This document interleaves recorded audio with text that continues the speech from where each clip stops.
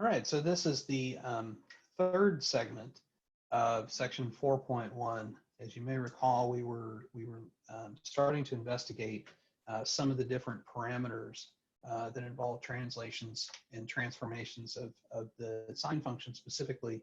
But as you can imagine, if we have a different value of a for cosine, it does similar sorts of behavior. Again, the a value doesn't really shift the function around, up, down, left, or right. What it does is it merely stretches or shrinks it. And unfortunately, when you look at polynomials in college algebra, those transformations are not really well understood, because usually the function you use is x squared.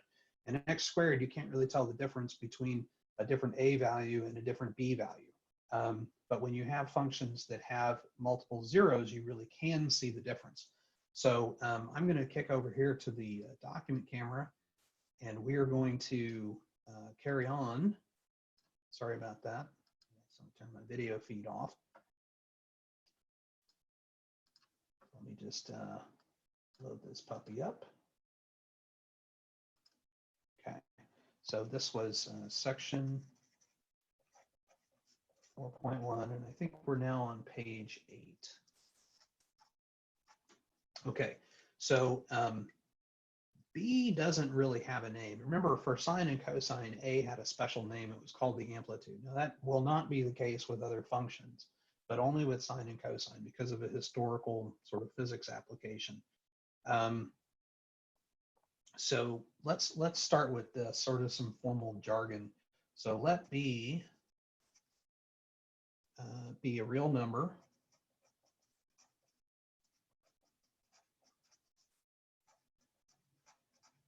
any real number where B does not equal 0. Why do we want that? Well, so we're going to consider, kind of to the side here, we're going to consider functions that look like y equal f of b times x. Now, I've kind of separated this out because in the huge equation, we have b times x minus c in there. And that's important that it be factored that way, because the book does a bunch of things where it makes you do that almost every single time. But let's consider specific functions, y equal sine of b times x, and maybe also y equal cosine of b times x. They're very, very similar.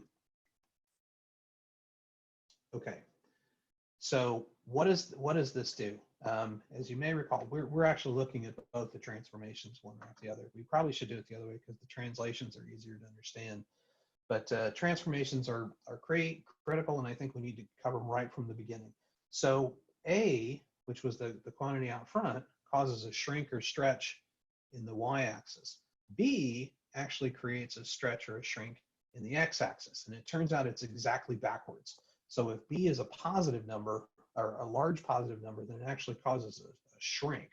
And if B is a small positive number, it actually stretches. So let me just kind of, I'm going to assume for the moment, so assume B is greater than 0. Now, the reason I do that is because if B happens to be negative, like let me just kind of as an aside. So suppose you had y equal sine of negative 2x, okay? Well, because of that symmetry identity that I pulled out, what you end up with is y equal to negative sine of 2x. Now, be very careful. This 2 does not come out. That is not how this works. But the negative sign will. And so the sine of negative 2x is equivalent to whatever sine of 2x looks like, then vertically flipped. So this is sort of a common tactic, is to get negative signs out from in front of the argument, so that you don't really have to consider what happens when B is negative. It gets too confusing. So this is sort of, we would always kind of make this adjustment so that we can always make this assumption that B is greater than 0. Notice if B is actually equal to 0, these are very boring functions, because if B is equal to 0, sine of 0 times anything is going to be 0, so sine of 0 is 0. And similarly with cosine, if b is 0, then you have cosine of 0, which is 1, which are just straight lines. So we've kind of eliminated 2 of those cases. But let's kind of see what happens. So again, like before, I'm going to draw a graph of sine and then show what happens as b increases or decreases. And we don't have to worry about negatives because we've kind of eliminated them. So here's my graph, x and y. Now notice the amplitude is still 1. So these things will never exceed a value of 1 or -1. So I don't have to put a bunch of different things on the y-axis. They're either just going to go all the way up to 1, or they're going to go all the way down to -1. And I'll put the 2 pi over here, split the difference here, have pi over 2, and 3 pi over 2. Now, I'm going to go ahead and draw in what the regular sine function looks like, just like we did before. Just kind of sketching it here, not a whole lot of details. So I have kind of increasing, reaches a maximum, decreasing, reaches a minimum, and then back up. So this is y equals sine of x. Okay, so now let's consider what would happen if we have sine of 2x. So just think about these endpoints here. And in fact, I'm going to put another one right here. So pi over 4. And I think you'll see what happens pretty quickly. 3 pi over 4. 4. 7 pi over 4. Okay. So notice that if you were to take sine of 2x, right? Sine of 2x, well, if x is pi over 4, then 2x is pi over 2. Sine of pi over 2 is actually 1. Now, sine of 2x, where x is pi over 2, well, that's 2 times pi over 2, so we have pi. Sine of pi is actually equal to 0. Moving to 3/4 pi, so sine of 2x, where x is 3 pi over 4, is actually sine of 3 pi over 2, which is -1. And then finally, pi, 2 times pi is 2 pi. Sine of 2 pi is 0. If we kept repeating here, you would have 5 pi over 4. Well, that's 2 times that is 5 pi over 2. That's equivalent to pi over 2. It's coterminal with pi over 2. And so sine of pi over 2 is actually 1. And this pattern will repeat itself. 3 pi over 2. 2 times 3 pi over 2 is 3 pi. Sine of 3 pi is equivalent to sine of pi, which is equal to 0.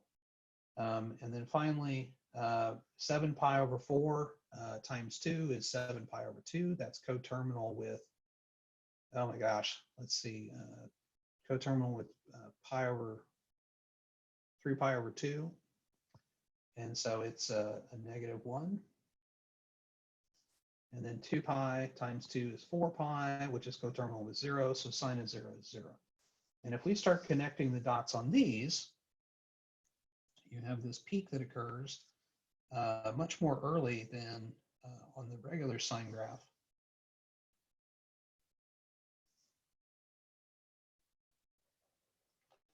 I'll just kind of fill this in. Now notice, this is kind of the first time we've drawn something like this, but this is actually 2 separate periods, right?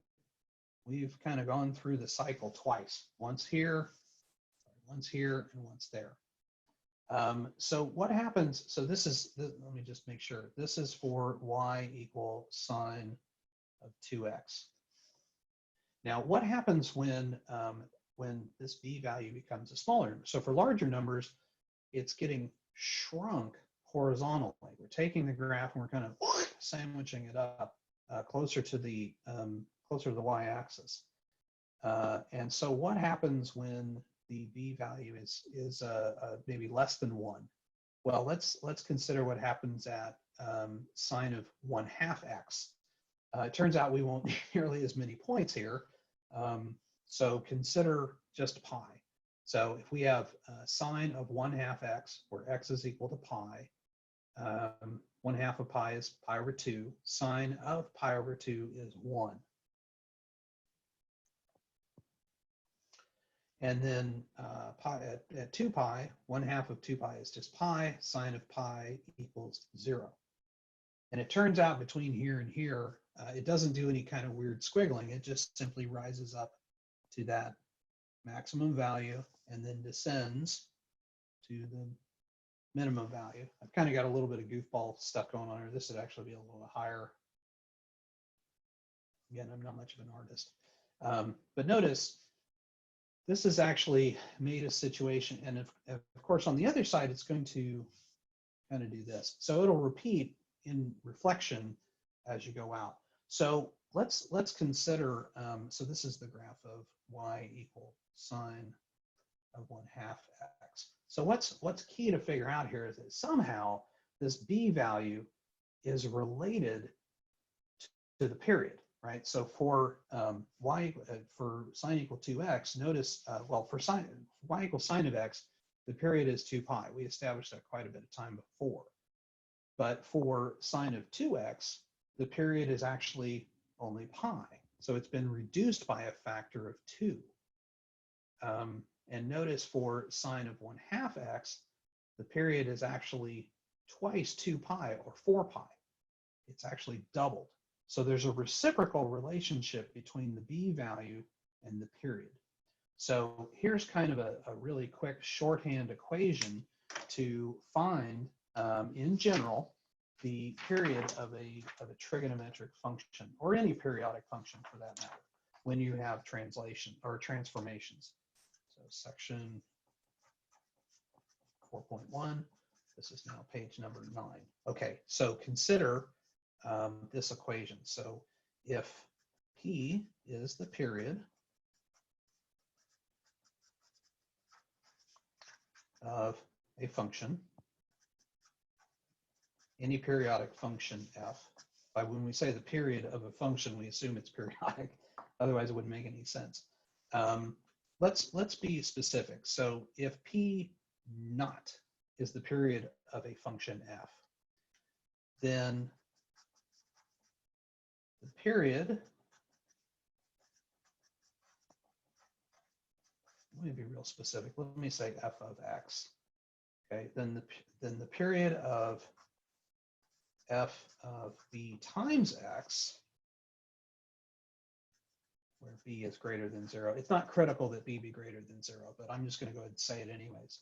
The period of f of b times x is given by p equal to p naught over b. Okay, so this is the period of f of b of x, or f of b times x. Maybe I should say the period p of f of b times x is given by this equation.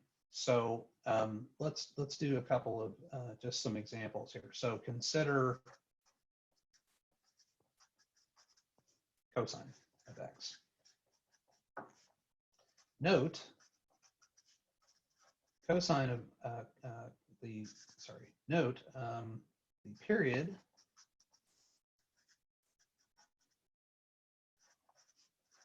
of cosine is 2 pi, and we established that earlier, right? So the period p of cosine of 2x is, well, p is equal to, the normal period is 2 pi, and you'll hear me use that term frequently, the normal period, the usual period, 2 pi divided by, well, in this case, b is 2, so it's just pi. And you may have noticed that there's your reciprocal relationship. And so if we were to change it to, say, cosine of x over 3, we'll note in this case, b is actually 1/3. So p is equal to 2 pi divided by the b value, which is 1/3, 1 over 3, is actually equal to 6 pi. And so As B increases, the period goes down. As B decreases, the period goes up. And that's kind of the big takeaway about period and the relationship between the B value. This equation is pretty critical for things that we'll do, right? Because in many cases, we're trying to either find the period based on a graph, or we're trying to graph it. It's not usually taking an equation and graphing it is usually pretty straightforward, but going the other way is kind of a challenge. So speaking of which, that's something that I wanted to mention, and I haven't mentioned it yet, because the two tasks that we're going to be asked to do in this chapter is to be able to take an equation and graph it. And that's basically all that we've done at this point. Is we've taken an equation and we've graphed it. Now, what we want to be able to do is to take a graph and create an equation. And we're not quite there yet because we haven't introduced all the other parameters, but that is the much harder task. And so in this case, using this equation, if you know what B is, that means you know what the equation is. And so you can find the period with this simple formulation. But notice, if you had a graph, right, and you wanted to find the B value, then you just exchange P and B here. You solve for B. Notice that that's going to be B is equal to the quote normal period divided by the actual period. And when you're looking at a graph, it's pretty easy to determine just by looking at the graph what the period is, what the magnitude is. And I'll kind of show some techniques when we get to that point. But again, I want to introduce the idea of the other two values first, and then we can do the full-blown exercise. So I think we're at a point where we can stop with 4.1. We've introduced both A and B. We haven't introduced C and D yet, but those are actually fairly easy to do, and those actually come up in section 4.2. Once we complete that, then I will start looking at some kind of a random sinusoidal function, and we will try to produce the equation for it. So we'll take a graph and produce the equation. But for the time being, all we're really doing is taking equations and producing graphs. And I think we've got enough here to at least get started. Another plug that I will make is that when you're first starting out with these graphical exercises, sometimes it helps to have a graphing program of some kind so that you can kind of see what happens as you change parameters. And there is a free one, which is called WinPlot, which I think you can download onto your own laptop and maybe goof around with it a little bit. I probably won't use that, but there's also graphing calculators that will do it, etc. So there's lots of tools out there that are free that you can use. And so I'm not saying you need to go buy a graphing calculator. I think those things are way too expensive. And if you have one, that's a different story. But being able to visualize these graphs is a very useful skill. And I'll just leave it at that. We'll start with section 4.2 in the next video.